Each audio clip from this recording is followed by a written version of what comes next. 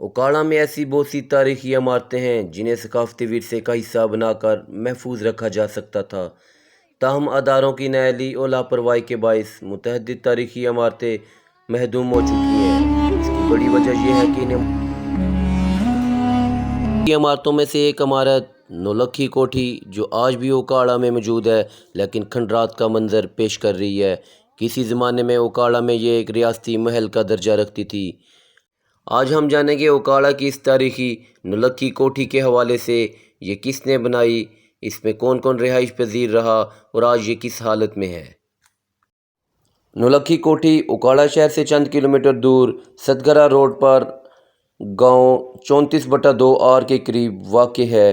گاؤں سے باہر کوٹھی کی طرف ایک کچا مگر کشادہ اور سایہ دار راستہ موجود ہے جس کے دونوں اطراف میں گھنے درخت موجود ہیں۔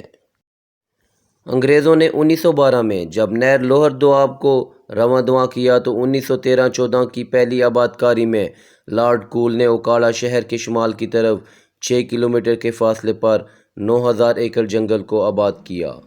لارڈ کول نے اس اراضی کو آباد کرنے کے لیے بالکل ایسا ہی نظام متعین کیا جیسے کسی ریاست کا نظام چلانے کے لیے متعین کیا جاتا ہے۔ اس اراضی میں 7 شکوک 27، 28، 29، 30، 31، 34، 2 آر اور 28 2 اے آر شامل جن کو آج کل کلیانہ اسٹیٹ کے نام سے جانا جاتا ہے۔ ان کا مرکزی دفتر نوائی گاؤں 34 2 آر میں بنایا گیا اور یہاں کا نظام چلانے کے لیے نولکھی کوٹھی تعمیر کی گئی جو اس وقت خوبصورتی میں اپنی مثال آپ تھی۔ نولکھی کوٹھی کا رقبہ 3 ایکڑ ہے۔ اس کی تعمیر میں 9 لاکھ روپے خرچ ہوئے، اسی لیے اسے نولکھی کوٹھی کہا جاتا ہے۔ قیام پاکستان کے بعد لارڈ کول کی پوتی ملر یہاں رہائش پذیر رہی اور تب تک یہ کوٹھی کسی ریاستی بادشاہ کے محل کا درجہ رکھتی تھی۔ کوٹھی سے ملحقہ دفاتر، ملازمین کی رہائش گاہیں، غلہ گودام، لائبریری، ڈسپنسری اور گھوڑا فارم بھی شامل تھے، لیکن یہ سب اب وقت کی دھول میں کھو چکے ہیں اور اس وقت یہاں صرف نولکھی کوٹھی ہی اپنی موجودگی کا احساس دلا رہی ہے۔ نولکھی کوٹھی کے اندرونی کمرے، چھتیں اور دروازے کھنڈرات کا منظر پیش کر رہے ہیں۔ کوٹھی کے ساتھ ملحقہ لان 3 ایکڑ اور آموں کا باغ 12 ایکڑ رقبے پر محیط ہے جہاں پر لکھنؤ سے اعلیٰ قسم کے آموں کے پودے منگوا کر لگائے گئے۔ نولکھی کوٹھی میں اس وقت 22 کمرے، 4 باورچی خانے، روشنی کا بہترین انتظام، لاک سسٹم، فرش، کتابوں کی الماریاں، مہمان خانے کی چھت اس کی طرز تعمیر کا منہ بولتا ثبوت ہے۔ دیواروں کی تعمیر اس وقت کے فن تعمیر کا اعلیٰ نمونہ پیش کر رہی ہے اور تعمیر میں اس وقت کا خاص خیال رکھا گیا تھا کہ یہ کوٹھی گرمیوں میں ٹھنڈی اور سردیوں میں گرم رہے۔ ملر کے بعد یہ جگہ جلال پور جٹاں کے نواب سحر مہر علی شاہ کو الاٹ کر دی گئی جس کے بعد ان کے بیٹے نواب زادہ مقبول حسین کے حصے میں آئی۔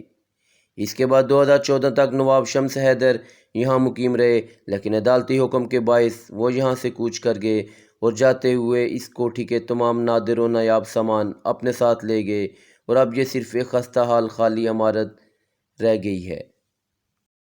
یہاں کے مقامی نمبردار کے مطابق ایک وقت تھا جب یہ نولکھی کوٹھی میں زندگی کی رونقیں تھی، اس کی خوبصورتی اور باغ ہمارے گاؤں کی پہچان تھے، مگر اس ورثے کی حفاظت نہ ہونے سے ایک کھنڈر کا منظر پیش کر رہے ہیں۔ اس کوٹھی میں کمرے اور راہداریاں اس طرح تعمیر کی گئی تھی کہ جو شخص ایک دروازے سے کوٹھی کے اندر داخل ہوتا دوبارہ اسی دروازے سے اس کا باہر آنا مشکل تھا۔ بلا شبہ یہ جگہ آباد تھی۔ نولکھی کوٹھی کے زوال کے حوالے سے کہا جاتا ہے کہ اس کوٹھی کا زوال ایوب خان کے دور حکومت میں شروع ہوا جب انہوں نے گھوڑی پال اسکیم کے تحت یہ زمین فوج کے افسران کو الاٹ کرنا شروع کر دی اور نواب آہستہ آہستہ اپنا رعب و جلال کھوتے رہے یہاں تک کہ ان کو یہاں سے بے دخل کر دیا گیا۔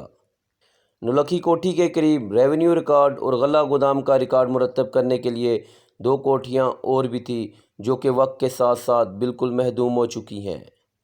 خوبصورت فن تعمیر کے اس نمونے کو دوبارہ اسی حالت میں بحال کیا جائے تو نہ صرف یہ ہمارے لیے تاریخی یادگار کے طور پر محفوظ رہے گی بلکہ تاریخ کے متلاشیوں کے لیے خصوصی توجہ کا مرکز بھی ثابت ہوگی۔